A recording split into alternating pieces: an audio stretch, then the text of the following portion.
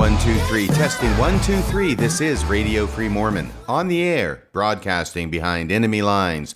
Tonight's episode, Disappointing Mormonism. You know, sometimes I wonder why it is that Mormonism can be so disappointing to me. But I think the obvious answer to that is because I loved it so much, and I trusted it so much, and I believed it so much.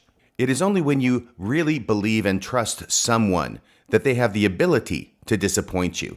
And the same with an institution like the Church of Jesus Christ of Latter-day Saints. It is only when I love an institution, a church, so much that it has the ability to disappoint me. For instance, a number of years ago, there was some sort of scandal involving the United Way and the CEO of the company having gold fixtures in his bathroom. That created quite a scandal, so much so that I can remember it, even though I think it's been over 25 years since that happened. And yet, even though I remember it, it did not disappoint me. And the reason it didn't disappoint me is because I have no involvement with the United Way. I have never volunteered there. I've never worked for the United Way. I've never contributed to the United Way. And I think that the closer a person is to the United Way, the more likely they are to be disappointed by that kind of a revelation. By the same token, though I was not disappointed by that scandal involving the United Way, I was very disappointed in the LDS Church over the SEC, the Securities and Exchange scandal that broke wide open just a couple of months ago. By the way, I am recording this on April 16th, 2023 for the record. But you might ask, why is it that you're disappointed by the LDS Church in 2023 when you have long since concluded that its truth claims just do not hold up? When you no longer believe in the divine origin and nature and guidance of the LDS Church? Why should an SEC scandal in 2023 disappoint me? That is the question that I've been pondering, and I don't know that I have the answer. All I know is that it is a fact, and I don't know if I'm the only one who has experienced this. All I know is that I have put Mormonism, or at least its truth claims, in my rearview mirror. It is a dot on the horizon. And yet, still, periodically, from time to time, something can happen in the LDS Church. And I feel disappointed by it. I feel let down by it. I feel betrayed by it. And I wonder, why am I having these feelings? And I suppose the answer is that the LDS Church is not as far back in my rearview mirror as I had thought. That Mormonism is with us late and soon. And I must still have some subconscious attachment to the church in order for it to be able to continue to disappoint me. A little bit about this podcast. I have been meaning to record this podcast for years now, and yet I have continued to put it off and find other things to do and other things to talk about. And yet this podcast and the idea for this podcast has continuously been hovering over my head like a flock of buzzards. It's like the opening line in The Merchant of Venice. In sooth, I know not why I am so sad. Well, in this case, in sooth, I know not why I have such a mental block about doing this episode. But I'm seeking to break through that mental block today, record this, and get it out of my system. I think one of the reasons this is difficult for me to enunciate and to articulate is because it deals a lot with feelings.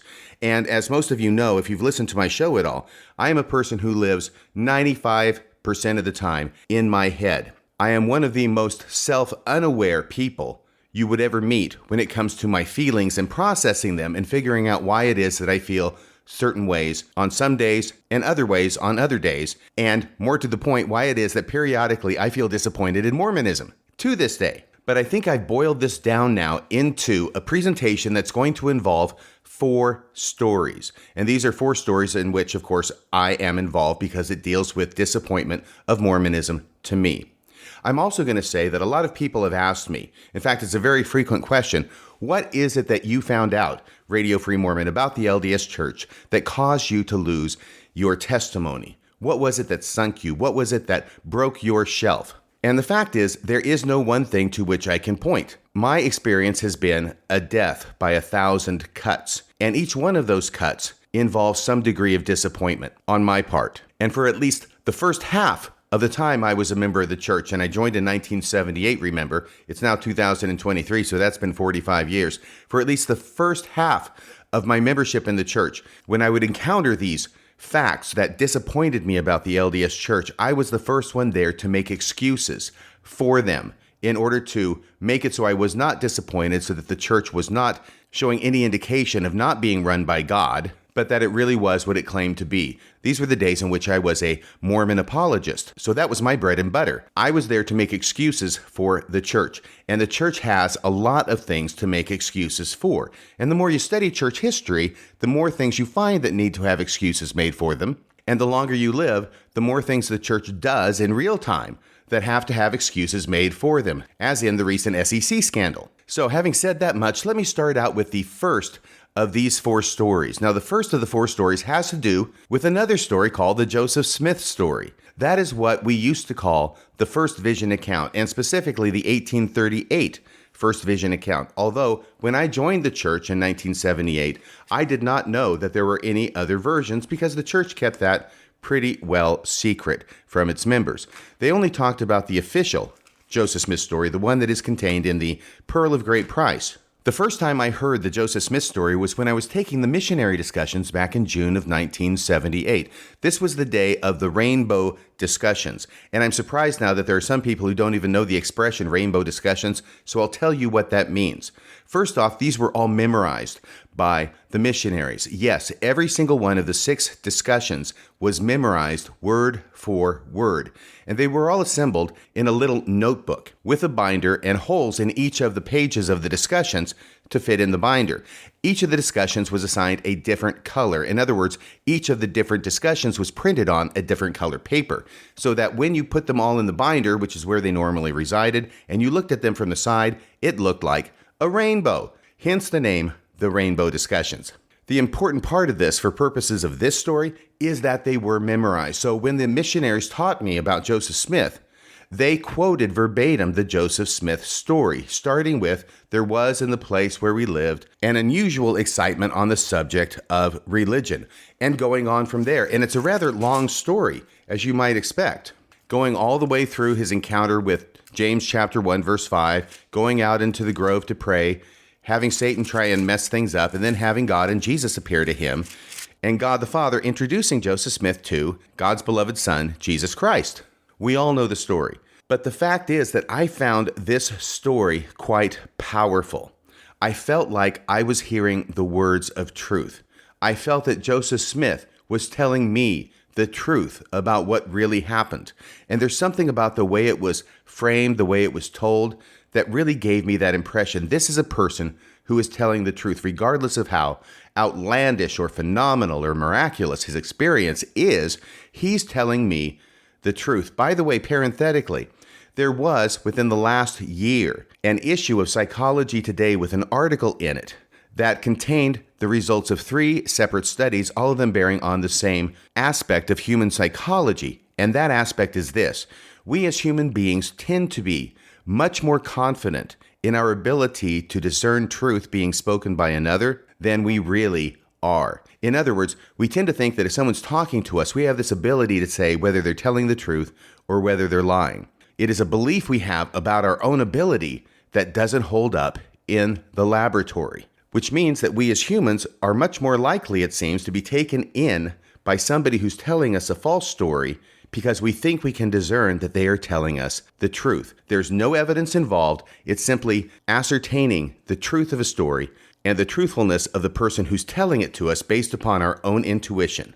And it is that belief that we as humans tend to have that gets us in a lot of trouble. And it is that belief that I have that got me into a lot of trouble, and that lot of trouble was called joining the Church of Jesus Christ of Latter-day Saints. After I was baptized into the church in June of 1978, and before I went on my mission in November of 1979, I read a lot of books. I was not a big reader before that, but I became, unless you count comic books. But other than comic books, I was not a big reader. But I became a big reader after joining the church. And this is one of the genuinely positive aspects of Mormonism in my life. It taught me discipline. It taught me how to work when I got on my mission. And it also got me interested in academic pursuits in a way I never had before. And in that time period between baptism and going on my mission, I read a lot of books. And with the exception of one book that I read during that time period, all of the other books were church books. And there was quite a long line of them that I read. I can't remember them all at this point. I remember I read Teachings of the Prophet Joseph Smith. I certainly read A Marvelous Work and a Wonder by LeGrand Richards. I read The Miracle of Forgiveness by Spencer Kimball. I read a couple of books by Hugh Nibley. I read the Articles of Faith by James Talmage. And over again, not in every one of these books, but certainly in several of these books, I encountered the Joseph Smith story within the pages of these books. And of course, I'm going to church every week too, and I'm encountering the Joseph Smith story there on a regular basis. So I'm hearing the story over and over again. And every time I hear it, I'm impressed with the truth of what it is that I'm hearing Joseph Smith say. And in 1979, when I've decided I'm going to go on a mission, I figured that I should take some time to memorize the Joseph Smith story myself, because I'm going to have to be saying it, assuming that I get called on an English-speaking mission, which of course I did not. I went to Japan. But nevertheless, I didn't know this at the time, so I spent a lot of time memorizing the Joseph Smith story for myself. Now, having memorized a lot of other things since then, I want to say that there is something about the act of memorization that takes whatever it is that's being memorized and makes it a part of me. In some sense, I become what it is that I'm memorizing, and it has more power in my heart and soul than it would if I had simply read it and not memorized it. And I think the same kind of thing happened with the Joseph Smith story. Memorizing the Joseph Smith story made it all the more real to me, and it made it all the more a part of me. I remember being at the MTC, the Missionary Training Center, from November of 1979 to January of 1980. And during that time, of course, I'm presented again with the Joseph Smith story in a number of different ways. Whether it's by people coming in and speaking or reading materials, Joseph Smith's story is front and center at that time in the LDS Church. And at the MTC, I remember having the experience of really feeling that Joseph Smith was telling the truth, because after it's all over and he gets done recounting it, he talks about this in verse 24 of Joseph Smith History 1 in the Pearl of Great Price. However, it was nevertheless a fact that I had beheld a vision. I have thought since that I felt much like Paul when he made his defense before King Agrippa and related the account of the vision he had when he saw a light and heard a voice. But still, there were but few who believed him. Some said he was dishonest, others said he was mad, and he was ridiculed and reviled. But all this did not destroy the reality of his vision.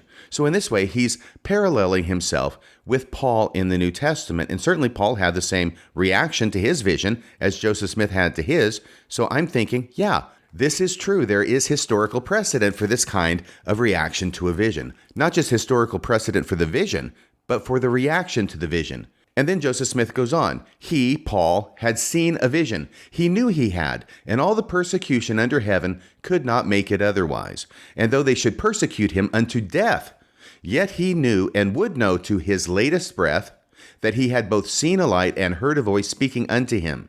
And all the world could not make him think or believe otherwise. And this is where Joseph Smith now applies that same lesson to himself and his vision. Verse 25, so it was with me. I had actually seen a light, and in the midst of that light, I saw two personages, and they did in reality speak to me. Can you hear the honesty and the truth of this coming through across the page? I still can, even though I'm pretty darn sure at this point that this never actually happened. And though I was hated and persecuted for saying that I had seen a vision, yet it was true. And while they were persecuting me, reviling me, and speaking all manner of evil against me falsely for so saying, I was led to say in my heart, why persecute me for telling the truth? I have actually seen a vision, and who am I that I can withstand God? Or why does the world think to make me deny what I have actually seen? For I had seen a vision. I knew it, and I knew that God knew it, and I could not deny it. Neither dared I do it. At least I knew that by so doing, I would offend God and come under condemnation. That is an incredible passage that strikes me still with such force that this person is telling the truth. He is a believer in God. He knows that God exists, and he knows that he will be held accountable before the judgment bar of God for saying the truth about what happened, that he will be blessed for saying the truth and he'll be cursed if he denies it. So of course he's got to say the truth. All of this struck me with great force in my early days in the church. This passage by Joseph Smith is somewhat similar to a famous talk that Elder Jeffrey R. Holland gave a few years ago when he held up a Book of Mormon in General Conference. Yes, the very book, even though it turned out not to be later, the very book that Hiram Smith read from when Joseph and Hiram were at Carthage jail together on the day when later that day they would both be killed by an angry mob. And in that talk, Elder Holland used the same kind of principle that Joseph Smith is indicating here in his own story by saying, if these people knew that this was a fraud, if Joseph and Hiram knew this was all made up in a con job, and they were just lying about the spiritual gifts and the spiritual visions and the visitations of angels and the visitation of God the Father and Jesus Christ, and if they were just lying about all this, why would they give their lives for something that was a fraud? That the only way to properly view the fact that they gave up their lives for the church is because they knew it was true. As one of 1,000 elements of my own testimony of the divinity of the Book of Mormon, I submit this as yet one more evidence of its truthfulness. In this, their greatest and last hour of need, I ask you, would these men blaspheme before God by continuing to fix their lives, their honor, and their own search for eternal salvation on a book, and by implication, a church and a ministry they had fictitiously created out of whole cloth? Never mind that their wives are about to be widows and their children fatherless. Never mind that their little band of followers will yet be houseless, homeless, and friendless, and that their children will leave footprints of blood across frozen rivers and an untamed prairie floor. Never mind that legions will die and other legions live, declaring in the four quarters of this earth that they know the Book of Mormon and the church which it espouses it to be true. Disregard all of that and tell me whether in this hour of death these two men would enter the presence of their eternal judge, quoting from and finding solace in a book which, if not the very word of God, would brand them as impostors and charlatans until the end of time. They would not do that. But of course, with a little bit of reflection, we all understand that people of all sorts of different religious denominations give their lives on a regular basis as a sacrifice for the truth of their particular religious belief, which then leads me to conclude that the fact that a person gives their life for their religious belief does not mean that that religious belief is true. And so, many years later, having confirmed in my own heart the truth of what it is that Joseph Smith says in his official account of the first vision, I became surprised, disappointed, and even saddened. In sooth, I know not why I am so sad. Well, in this case, I do know why I was so sad, to find out that Joseph Smith did not give only this version of his first vision, but had also given other accounts of his first vision. And in his earliest account of the first vision from 1832, 6 years before the official account was written, he mentioned seeing only one being in his vision, and that one being was Jesus Christ. There's no mention of God the Father showing up. And not only that, in the 1832 account, Joseph Smith has already realized and figured out from his study of the Bible that all the Christian churches are in a state of apostasy, and the true church cannot be found upon the earth before he goes to the grove to pray. Because in the 1832 account, he goes to the grove to pray for forgiveness of sins.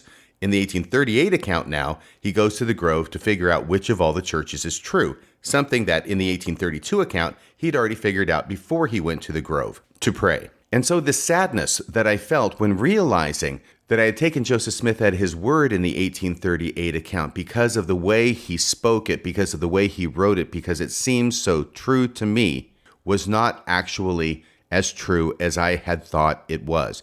It was not as true as Joseph Smith had led me to believe it was true. And more than that, the church leaders in real time, not just Joseph Smith over 100 years before, but the church leaders in real time were engaged in this cover-up and in this deception because they knew that the 1832 account existed, they knew it was problematic, and that's why they hid it away from every other member of the church until such time as knowledge of its existence was leaked to the public by the Tanners in the 1960s, and they felt compelled to produce it. The details of all that have been talked about in other podcasts. By the way, the 1835 account of the first vision was actually hidden longer than the 1832 account of the first vision. The 1832 account of the first vision was first published in 1965, and the 1835 account of the first vision was not published until the following year in 1966. So it's not just one account of the first vision that was hidden away by the church. It was two accounts of the first vision. And the other two, which are the 1838 account of the first vision, is the one that's in the church's scriptures, and the 1842 account of the first vision in the Wentworth letter, those were the only ones that were on the table for over 100 years after Joseph Smith's death. So at the same time as I am losing faith in and being disappointed by Joseph Smith, I am losing faith in and being disappointed by the leaders of the church whom I have accepted and revered as prophets, seers, and revelators, and raised my hand at every general conference and state conference in order to sustain them as such. So that's my first story about disappointing Mormonism and how Mormonism disappointed me. Obviously, these are just 4 stories. There are many, many stories like this in my life. These 4 stories are just representative of all the rest. Now, the next story has to do with when I was a young adult back in Austin, Texas. I attended the University of Texas at Austin, where I was a dance major, and later I was a law student. And I attended church at an institute building. That's where they had the young adults. The student ward is what they called it back then. And I attended that ward for almost all of the 1980s as well. The Institute building, which was just about a block off campus, also was a place where we had different activities, including dances on the weekends, and of course, Institute classes. And we had students who would show up and then not show up, in addition to the regulars, such as myself, who were pretty much always there. One night, there was a dance at the Institute building. And this particular story doesn't involve the dance, it involves the foyer of the building, or as Mormons would say, the foyer. I was sitting in the foyer on the couch with a good friend of mine named Veronica Garcia. She went by Ronnie Garcia. She was absolutely a fantastic person, TBM as I was in those days, perhaps even more so. But still, she was a good friend and she had a great sense of humor. But we were not alone out there. There was another individual who was out there, and he was one of these people who came into the ward for only a short period of time before he left again. His name, as I recall, was Kim. I can't remember his last name, but he was a fellow from Georgia, and he had this wonderful Georgian accent. Now, if you've only lived in the northern part of the United States, you might think it funny that a person who's from Texas is thinking that a person from Georgia has a wonderful accent, or speaks in any accent that's different than a person from Texas. But trust me, if you've lived for any amount of time in the South, you know exactly what I'm talking about. They're completely distinct accents. And he had a wonderful Georgian accent. Now, he was also a very captivating speaker. And he was telling us stories about his life, his recent life. And the story that he told us on this one night had to do with when he was in boot camp. And the story he told about when he was in boot camp was about how the drill instructor had all of the platoon out on maneuvers on this sandy beach. And he had them all hit the deck on the sandy beach, and they were supposed to freeze there and not move. Well, the problem with the sandy beach is that it had fleas in it. And appropriately enough, they were called sand fleas. So Kim tells a story about how he's lying there. He knows he can't move. He knows the drill instructor is watching every one of them for any movement. But this sand flea gets on his neck and starts biting him. So, unthinking, he smacks the sand flea to kill it. The drill instructor sees him slap the sand flea and gets totally livid with him.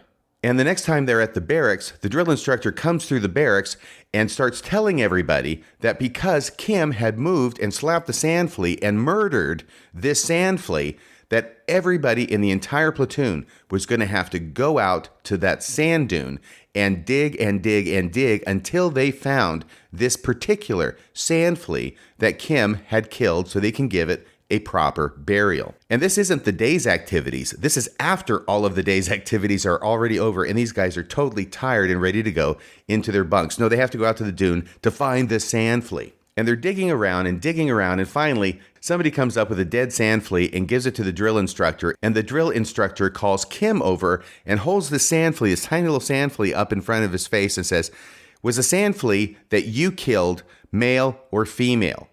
And Kim has no idea, so he just says male.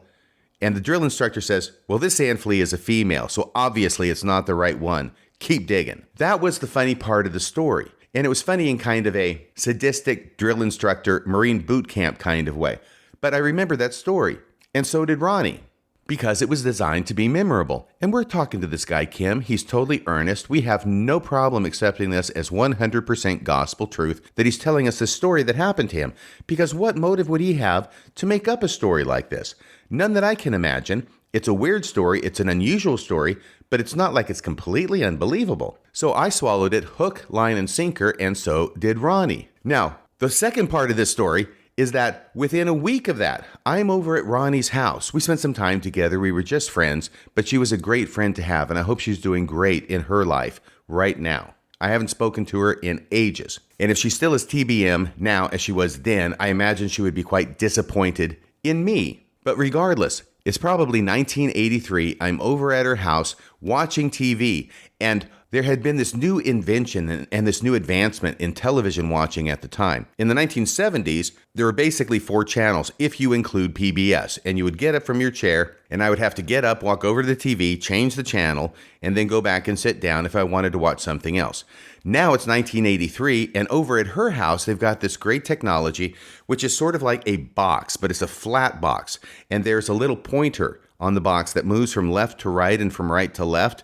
And each one of the clicks is like from 0 to 100, and each of those represents a different channel. All of a sudden, there's a multiplicity, to use a word I borrowed from Joseph Smith. There is a multiplicity of channels that one can watch on TV. And what ends up happening is that you start looking for something to watch, and usually you're watching for maybe 10 seconds on a channel, then you click to the next one, 10 seconds, click to the next one, 10 seconds, click to the next one, 10 seconds. Pretty soon you're done with all 100, and you go back the other way trying to find something that you actually want to watch. Okay, so this is the situation that I'm in. And I click to one channel, and there is a movie that is on. It is a black and white movie. It is an army movie, and I've caught it in the middle of the movie. And I'm watching this for 10 seconds because it wasn't that great a movie. But in that 10 seconds where I just happened to click onto it, all of a sudden, I'm seeing a scene in this army movie with a drill instructor. And the drill instructor takes his platoon out to a sand dune and tells them all to hit the deck and freeze, and then one of them slaps a sand flea on his neck and kills it. And I'm watching this like a slow motion train wreck. And I continue to watch as every single element of Kim's story that he said happened to him in boot camp ends up being replicated in this old black and white army movie, up to and including the story about the drill instructor saying, was it a male sand flea or a female sand flea that bit you? And the recruit saying it was male, and the drill instructor saying, well, this one's female, and throwing it away. And I was riveted to the movie as this sinking feeling came over me. And Ronnie was watching the movie too. And I remember that at one point, we both turned our heads slowly to look at each other, and both of us had our jaws dropped wide open. We could not believe that Kim had told a story as if it had happened to him that he had obviously taken from this old black and white army movie. So regardless of why it was that Kim would do such a thing, the fact was indisputable that he had done such a thing. And not only had Kim done such a thing, I had believed it. I had believed that this actually happened to Kim because he told it to me in such an earnest manner that I believed him. And Ronnie had the same experience. She believed him because he told it in such an earnest manner. But regardless of how earnest a manner that Kim used in telling us this story, we now knew that it wasn't true. And I found out for myself that I thought I could tell when other people were telling the truth, even though they were lying to my face. Even though what they were telling me had happened to them had never happened to them, but they had actually borrowed it from some other place and represented it as if it had happened to them. I want to add here that yesterday I came down to the studio and I did a lot of research to try and find out what on earth that movie was, where this story was told. I've never seen it before. I've never seen it since. I didn't remember what the title of the movie was, probably because I didn't watch the whole movie at the time, just this scene. But I was able to find out yesterday that the movie is titled The D.I., and it's not Deseret Industries. It's Drill Instructor, the D.I. It stars Jack Webb. He starred in it. I'm pretty sure he directed it. And he met his wife during the filming of that movie. And the movie itself was based upon another screenplay, which was titled The Murder of a Sand Flea. So Jack Webb takes this short story, makes it into a movie, adds a few other things, and it comes out. It's a black and white movie, comes out in 1957. So if any of you want to watch that movie for yourself, that's how you find it. So my first story was about the Joseph Smith story. The second story was about the murder of the sand flea. And the third story out of this 4-story series that I'm going to be relating to you today has to do with a story by Stephen King. I have read everything Stephen King has ever written, and a lot of it more than once. I'm a huge fan of Stephen King. When he talks in his introductions about his dear constant reader, he's talking to me and other people like me who have read everything that Stephen King has written. And as most of you know who've read anything by Stephen King, he has an awful lot of novels. But he has also written a number of short stories, many short stories that after a time get collected in different volumes. This is one of those volumes. It is a short story. It was published in Stephen King's collection called The Bazaar of Bad Dreams. And I read this book back in 2019. Now, you may be wondering how it is I can remember that I read it back in 2019. And not only that, probably in October of 2019. The reason why is not because I can remember it independently, but it's because after I finish a book, I write on the front page the date on which I finished it. And the date on which I finished The Bazaar of Bad Dreams was October 26, 2019. And when I read this story, I knew that I wanted to do a podcast about it. And I'm finally getting around to it. Over 3 years later. This is one of the best stories that Stephen King has ever written. There's absolutely nothing supernatural about it. It is in the genre of a Western story. It's also sort of in the genre of a murder mystery. But most importantly, it has to do with the ability of someone to tell when another person is saying the truth. If you haven't read this story and you want to read the story, you may want to skip this part because this will be a huge spoiler alert as to what happens in the story. The story goes like this. First off, it's out in the West. It's actually in the Dakota Territory shortly before they become a state. There is a sheriff whose name is Barkley, but I'm just going to call him the sheriff, who is the main figure in this story. He's the smart one. He's smarter than anybody else. He's more intelligent. He's more methodical in his thinking than anyone else in this small town out in the middle of nowhere. And his rationality against the irrational town folks is what comes into play in the story because it involves a murder, and not just any murder, but a murder of a 10-year-old girl. It is her birthday. She has had her birthday cake. She has her birthday dress on. She gets a silver dollar as a present for her birthday. And this little girl wants to go into town, which is apparently walking distance. She wants to go into town in order to get some candy at the general store. And her mom says, okay, you can, but don't eat any of it. You've already had enough sweet stuff today, but you can go ahead and get some candy at the general store. So she goes down to the general store to get candy, but she never shows up at the general store because she is murdered. Her body is found in an alleyway. And the only clue as to who might have done this thing is the fact that under her beautiful party dress, that is, of course, spread out on the ground along with her body, under the party dress is a hat. And the hat is known to belong to a certain individual in the community named Truesdale. Truesdale is a guy who is really, really slow. He's off. He's odd. He doesn't have any friends. He lives way outside of town by himself. So he is a very easy person for all the townsfolk to believe committed this murder. And there's his hat underneath her skirt. Obviously, it must have been Truesdale. So the sheriff goes out with a posse to Truesdale's house. They arrest him. They take him back into town. And everybody knows that Truesdale did it. By the way, even his name has the word true in it, which I think was probably more than coincidence now that I'm reflecting upon it. This murder suspect, this very slow, very marginalized person, has the word true in his last name. So they go out and they arrest him. They ask him where his hat is. He doesn't know where his hat is. He actually reaches up to the top of his head as if he thought it was there. And only when he doesn't feel his hat does he realize that his hat is missing. Well, there were people, witnesses in town who saw him in town at the bar wearing his hat. And he ordered a drink. He ordered another drink. And then he left the bar. So they know he had his hat on earlier that day. And only shortly before, this girl was found murdered with Truesdale's hat under her skirt, found at the murder scene. And the sheriff is trying to get the truth out of him, trying to understand what happened, trying to get him to confess. And all that Truesdale will say was, well, I don't know. I had it. I don't know what happened. Did I lose it? Did I forget to take it? I'm not sure. Did someone steal it? I've got no idea why I don't have it, Sheriff. And I've certainly got no idea how it came to be at the murder scene, and I had nothing to do with killing that young girl.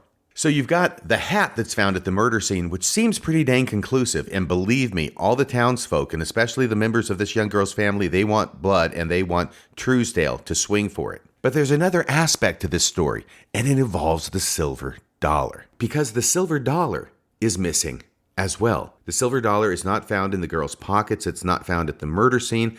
It was obviously taken by whoever killed her. But when they go out to arrest Truesdale that night, the sheriff searches him, finds no silver dollar on him, finds no holes in his pockets, searches his boots once they get him back to the jail.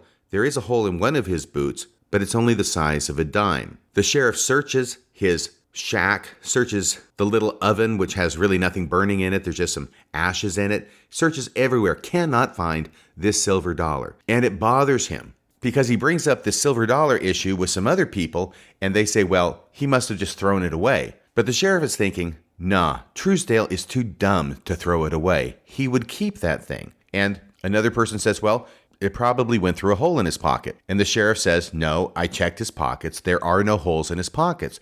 And the one in his boot, if he'd put it in his boot, it wouldn't have fallen out because the hole in the boot is only the size of a dime.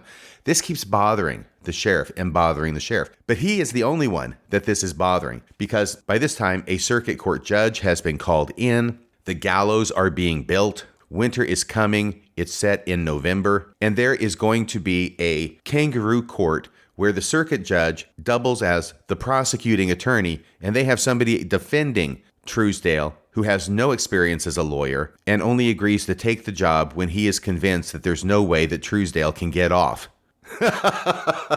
As I say, this is a fantastically told story, one of the best by Stephen King.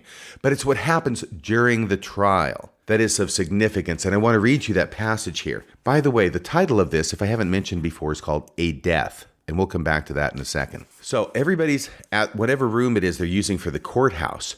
And George Andrews, who is the fellow who's the defense attorney, is asking questions of Truesdale, who's on the stand.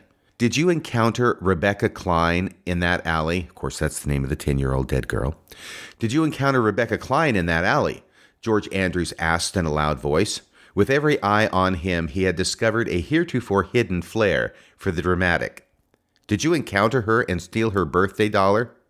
No, sir, Truesdale said. Did you kill her? No, sir. I didn't even know who she was. Mr. Klein, that would be the girl's father, Mr. Klein rose from his seat and shouted, You lying son of a bitch. I ain't lying, is what Truesdale says. I ain't lying, Truesdale said. And now listen to this part. I ain't lying, Truesdale said. And that was when Sheriff Barkley believed him. So there was something about the way that Truesdale said this, I ain't lying, that hit the sheriff between the eyes and resolved his doubts in favor of Truesdale's story, that Truesdale really was telling the truth, that he had not killed this girl, and that the birthday dollar, that silver dollar that nobody could find, proved it, and that he was slow enough and dumb enough to where maybe somebody had stolen his hat. Maybe he had lost his hat and someone picked it up and then committed the murder and left his hat there. But of course, it is only the sheriff who is convinced of the innocence of Truesdale. Because a winter storm is coming, the judge said that they would dispense with closing arguments and sent the jury off to deliberate. The jury took an hour and a half. We voted to hang him on the first ballot, Kelton Fisher said later, but we wanted it to look decent.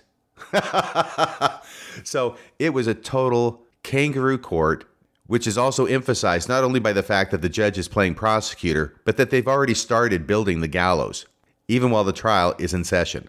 So they have kept Truesdale in the jail cell for about a month between the time he's arrested and the time he ends up being convicted, and his hanging happens in short order after his conviction. Oh, I didn't mention this part, but the sheriff, when he arrests him, also has the unpleasant duty of doing what we would call today an anal search on him, because he's looking for the silver dollar. He does not find it. But Truesdale is in this one jail cell. It's a small town. There's only 2 cells, and there's only one person in one of the cells, and that's Truesdale, and he's there for about a month.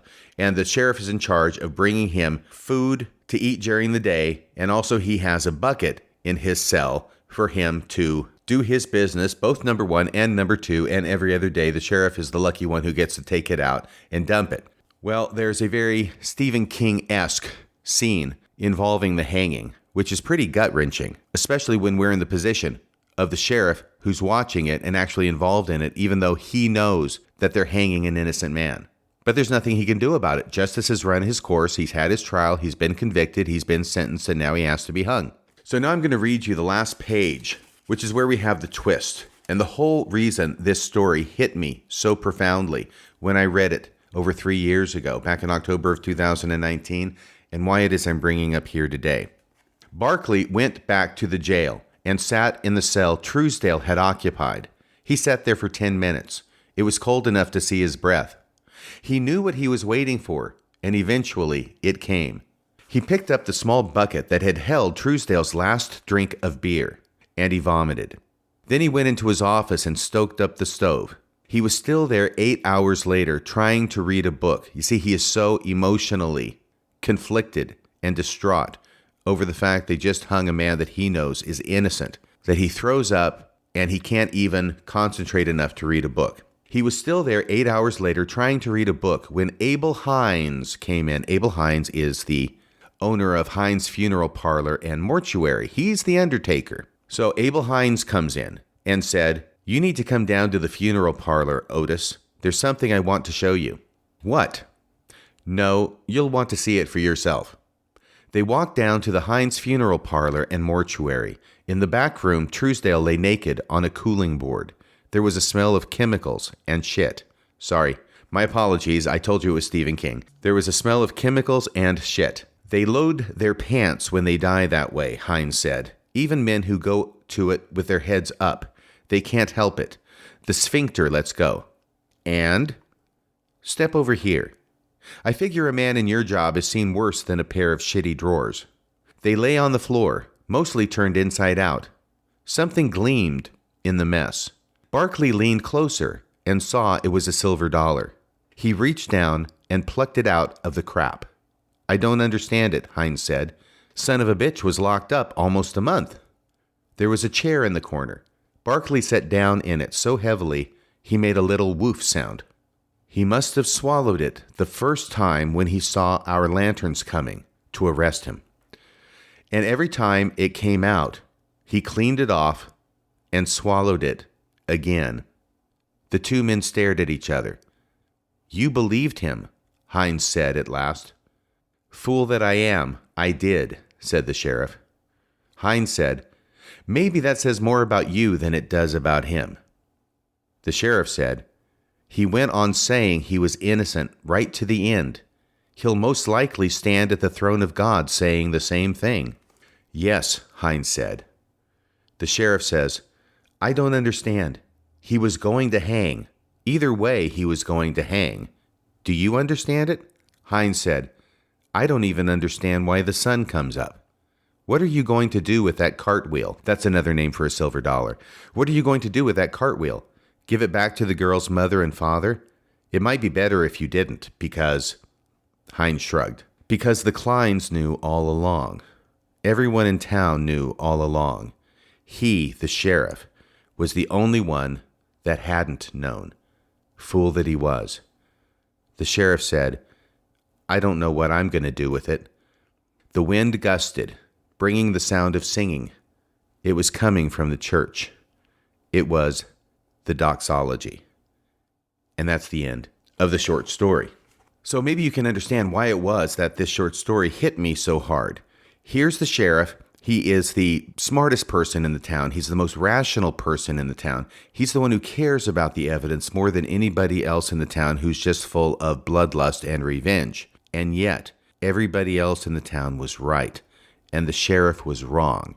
And what makes it worse is that the sheriff believed the murderer when the murderer said he did not murder that little girl. The title of the story, once again, is simply A Death. And upon reflection, I wonder if that death refers to the little girl, whether it refers to the murderer who finally got hung at the end of the story, or whether it refers to something else, something inside the sheriff. That's something that led him to believe a lie because it was so honestly and sincerely stated. Is that the death that's being talked about? The death of the sheriff's confidence in his ability to tell whether someone else was telling the truth. And now we get to the fourth and final story of tonight's podcast. And this is one of those incidents where, after I thought the LDS Church had lost all power to disappoint me, it nevertheless did. This was last summer, the summer of 2022, when this occurred. And in order to lay the groundwork for the story, I have to tell you about my mission president. In Japan, I was blessed, and I will use that term blessed, to have one of the most fantastic men be my mission president when I got to Kobe, Japan in January of 1980. His name was Thomas Stout. He was from Idaho, and I have never met a more charismatic individual, someone full of activity and care and concern and help, but in a very masculine way. He's someone who I could see going out and pulling sticks with Joseph Smith and maybe even winning once or twice. I remember getting to the MTC and being very concerned about my ability to speak Japanese, and he was so encouraging. He told me, you just go out there and butcher the language. It'll come to you over time. And the other thing that I remember when I first got there was that I was short of funds, because having joined the church fresh out of high school, I only had a certain limited amount of time in which to save money for my mission. And the fact is that I saved enough money to get myself outfitted and equipped for my mission, to get myself flown down to Provo to the MTC, to go through the MTC, and then to have airfare to get myself over from the United States to Japan.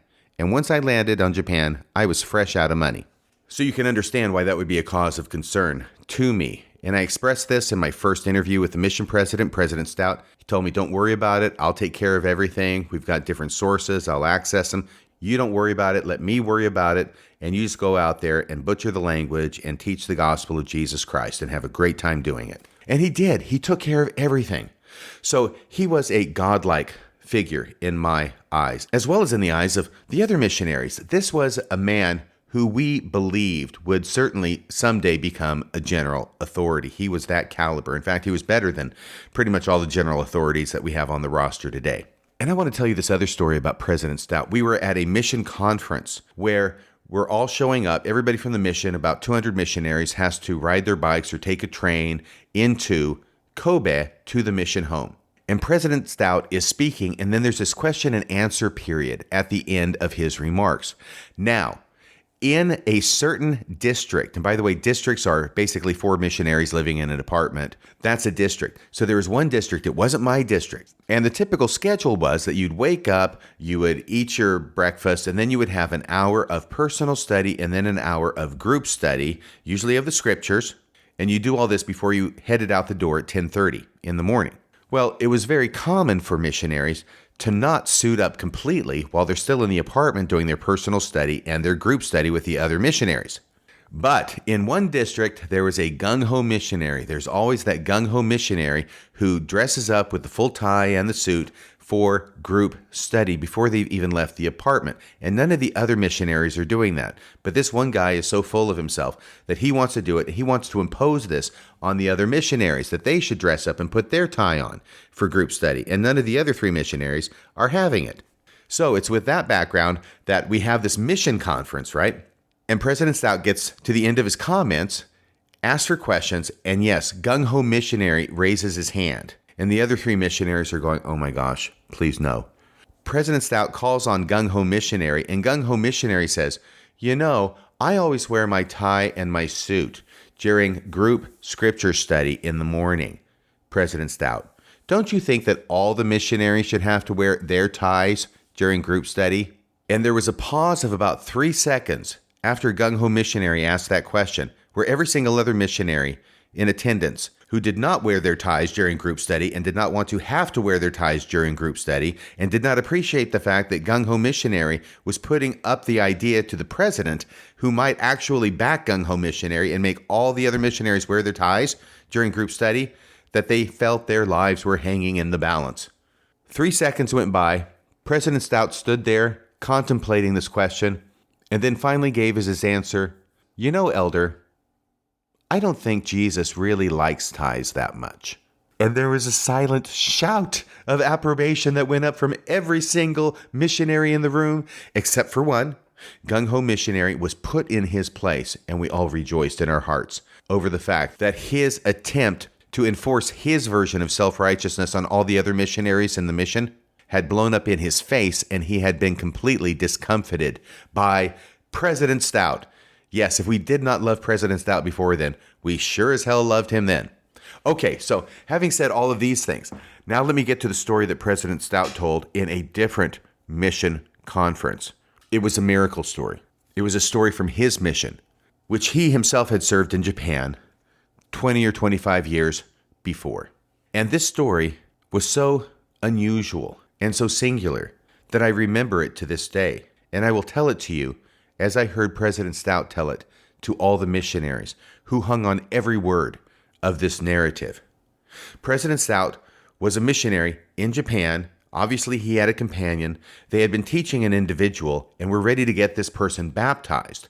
There were not fonts available in churches at that time. And so they did their baptisms, or at least this particular baptism, in the ocean. So they had their investigator. He's dressed in white. The missionaries are dressed in white. They take him out from the beach into the ocean. And it was very, very choppy water. There were high waves. There was a storm coming in. But they felt that they could get this baptism taken care of quickly, get back on shore, and it wouldn't be a problem.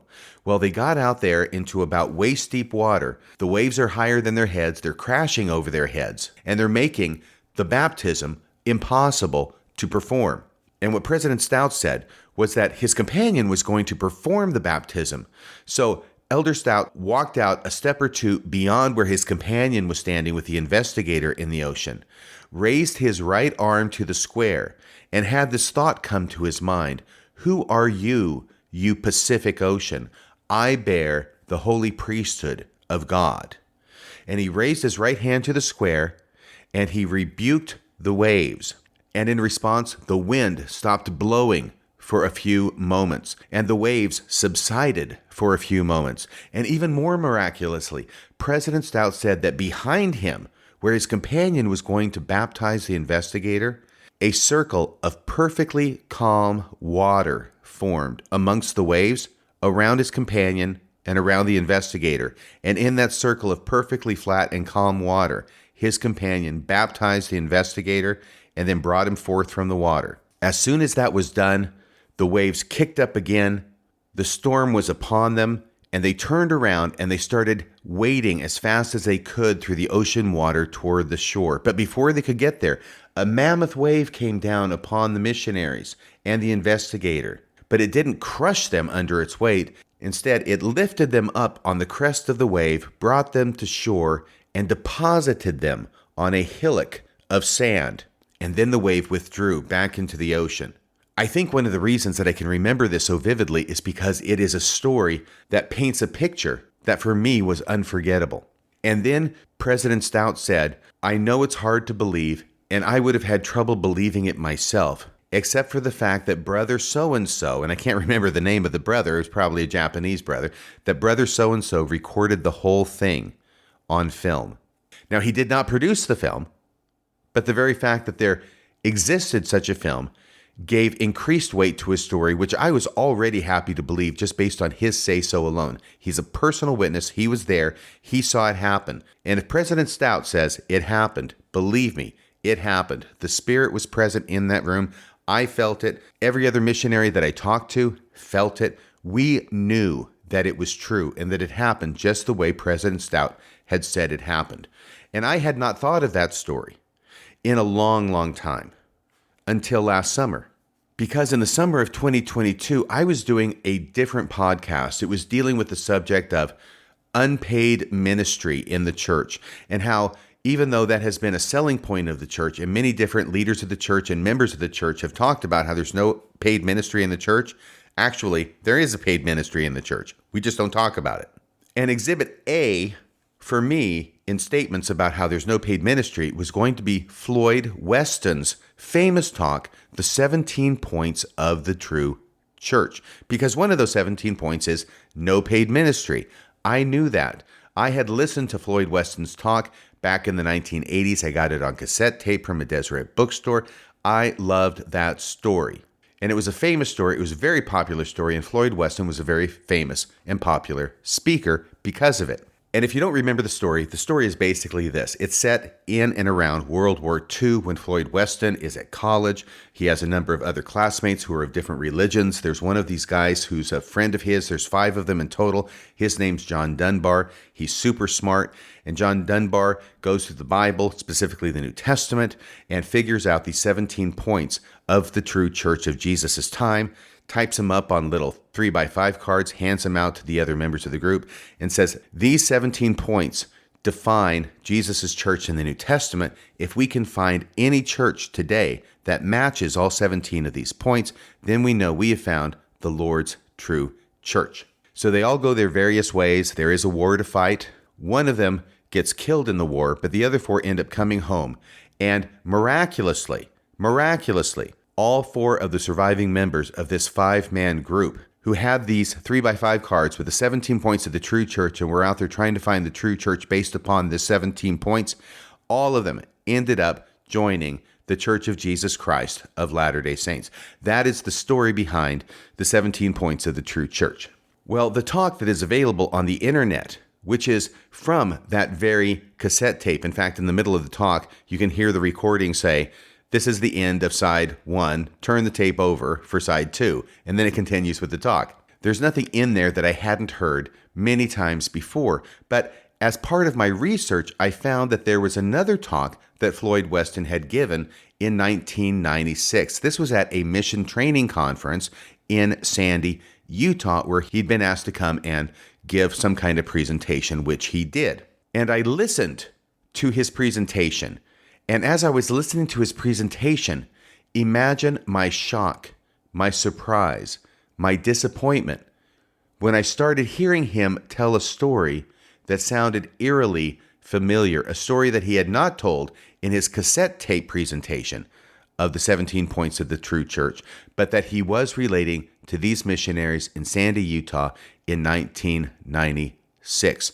Let me give you a lead into this story. It's about 3 minutes long, but what he's talking about is he hasn't become a member of the church yet, but he's figured out that the LDS church is the right church because of the 17-point 3x5 card, and he's talking to the stake president, and he thinks, I want to get baptized. Now, he's about ready to ship out into combat. So he's in California, Southern California, which is where he's from. He's ready to ship out, and he wants to get baptized right away because he knows this is the true church. And the stake president is trying to put him off and say, well, you need to have the missionary discussions first. And Floyd says, I don't have time for that. I've got to do it right now. So the stake president interviews him, finds out that Floyd Weston actually already knows everything that the missionaries would tell him. So he says, okay, we'll go ahead and baptize you at the beach tomorrow morning. And that's where this story picks up. Play the tape.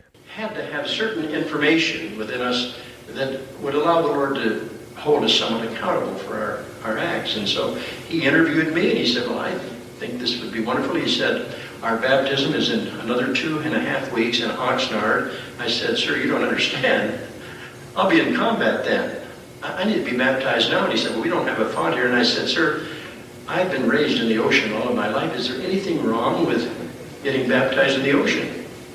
And he looked at his counselors and he thought, and he said, why, I think that would be just fine.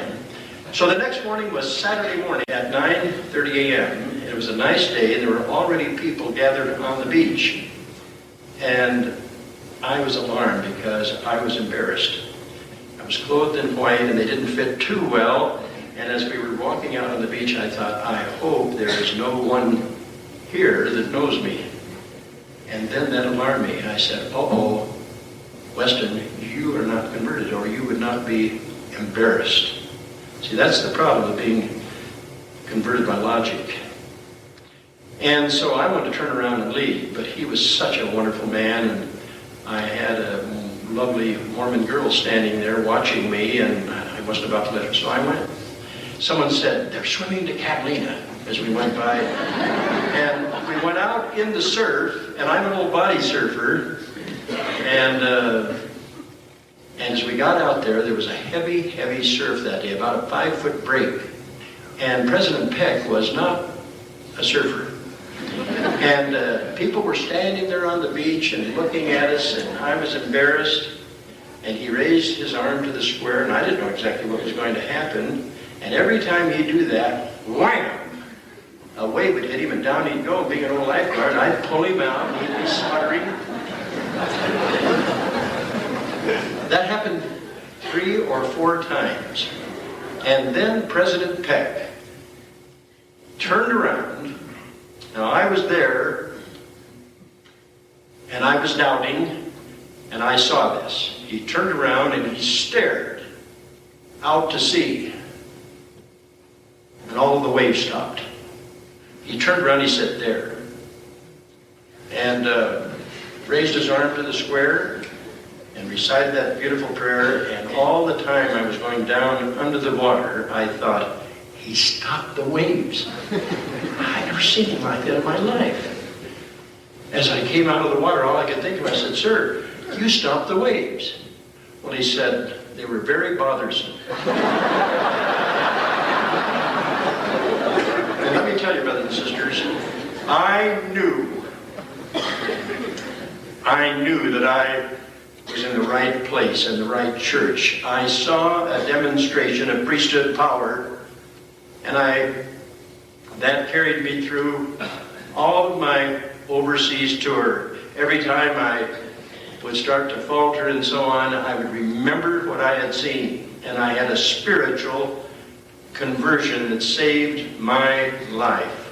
So that's the story Floyd Weston tells about his baptism. And as he began to describe it, I start saying, wait a second, this is starting to sound eerily similar to what it was that President Stout told me happened at the baptism he was involved in Japan. And as Floyd Weston continues to tell his story, and I continue to hear him tell his story, I am getting a bigger and bigger sinking feeling in my stomach, because I'm starting to realize that this story that President Stout told was not unique. It was a variation of the same story. And in fact, President Stout's story was probably just about as believable as Floyd Weston's story.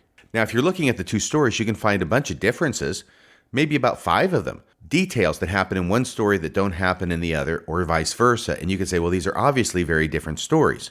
But the fact remains that these are the only 2 stories I have ever heard in my entire experience in Mormonism, which is vast, that involve a missionary calming the ocean in the context of performing a baptism. Now, obviously, it's riffing off the New Testament story about Jesus calming the storm. But within the Mormon paradigm, these are the only 2 times I've heard about the ocean being stilled, and they both involve a convert baptism taking place. Now, in a world where people calm the seas every day by the power of the priesthood, these stories are very different. But in a world where that never happens, these stories are virtually identical. Yes, there are variations on a theme, but the theme itself remains the same. And I was shocked that last summer, in the summer of 2022, when I listened to the story told by Floyd Weston, that I found myself once again being disappointed by Mormonism.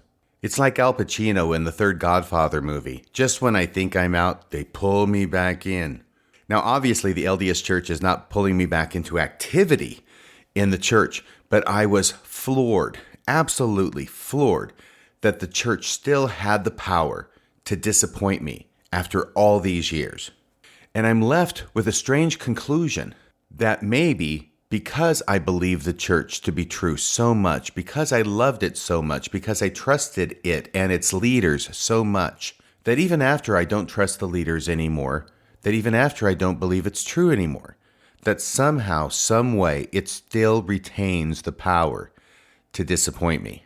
And I am personally sure that there are some members of the church who know me before and after my disaffection, feel disappointment in me for leaving the church and then speaking out in a critical way against it. And you know, there are times when I think about The people in the church, including Bruce, the guy who baptized me, other people like Ronnie Garcia, faithful members of the church who knew me back when I was a true believing Mormon and very faithful. And I worry that they will find out who it is that I have become, that I have turned into Radio Free Mormon, that I am no longer a faithful member of the church, and that indeed I spend a good deal of time speaking out about the problems with the LDS Church.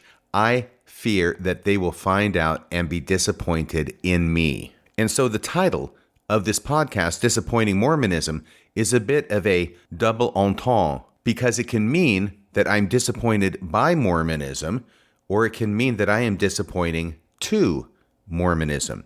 Well, I think after 45 years of being disappointed by Mormonism, maybe it's about time for Mormonism to be disappointed by me. I suppose what's good for the goose is good for the gander. And as my friend Stephen King might say, third time pays for all. Well, that's about all for tonight. Until next time, this is Radio Free Mormon, signing off the air.